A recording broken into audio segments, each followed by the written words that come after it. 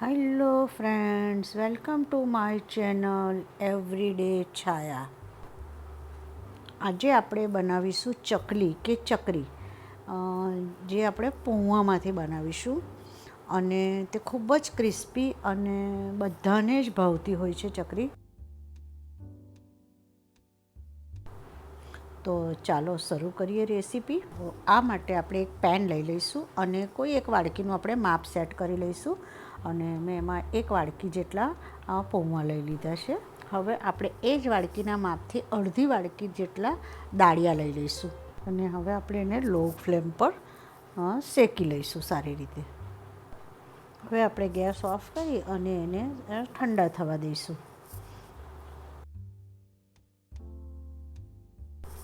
આપણા પૌવા બરાબર શેકાઈ ગયા છે તો એને આપણા મિક્સર જારમાં ટ્રાન્સફર કરી લઈશું. હવે આપણે એનો એકદમ ફાઇન એવો પાવડર કરી લઈશું અને મોટા બાઉલમાં એને ચાળણીની મદદથી ચાળી લઈશું.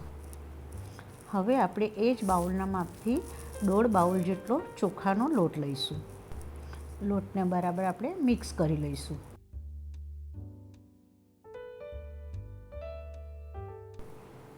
હવે આપણે થોડા મસાલા એડ કરીશું. એમાં હિંગ, હળદર, લાલ મરચું, ધાણા જીરું પાવડર, સ્વાદ મુજબ મીઠું, થોડા આખા જીરું, થોડા તલ અને અજમો એડ કરી અને 4 ચમચી જેટલું આપણે એમાં મોણ એડ કરીશું. મોણને હવે આપણે 2 હાથની મદદથી બરાબર મિક્સ કરી લઈશું, જેથી લોટમાં મોણ પ્રોપર મિક્સ થઈ જાય. અને થોડું પાણી આપણે એડ કરતા જઈએ અને એનો આપણે એક સેમી સોફ્ટ જેવો ડો તૈયાર કરીશું.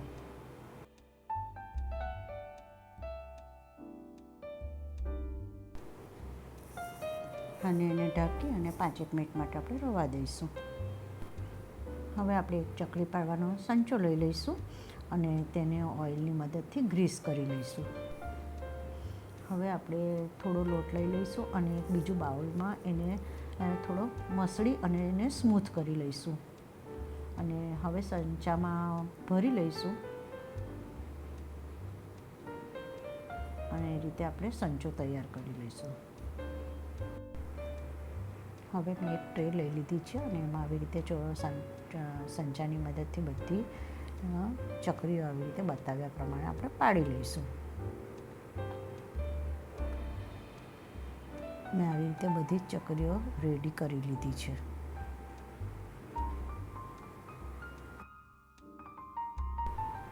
હવે મેં એક બાજુ તેલ ગરમ કરવા મૂકી દીધું હતું. જે તેલ ગરમ થઈ ગયું છે તો એમાં આપણે ધીરે રહીને જેટલી માય એટલી ચકરીઓ ઉમેરી દઈશું અને ગેસની ફ્લેમને હવે સ્લો કરી દઈશું અને મીડિયમ ટુ સ્લો ગેસ પર આપણે એને ચકરીને થવા દઈશું. થોડી વાર પછી કલર ચેન્જ થઈ જશે તો આપણે એને પલટાવી દઈશું ધીરેથી જરાની મદદથી અને આવી રીતે એને પલટાવી અને જ્યાં સુધી ક્રિસ્પી ન થાય ત્યાં સુધી એને તળી લેવી. તો તૈયાર છે આપણી એકદમ ક્રિસ્પી અને ટેસ્ટી એવી પોહાની ચકરી.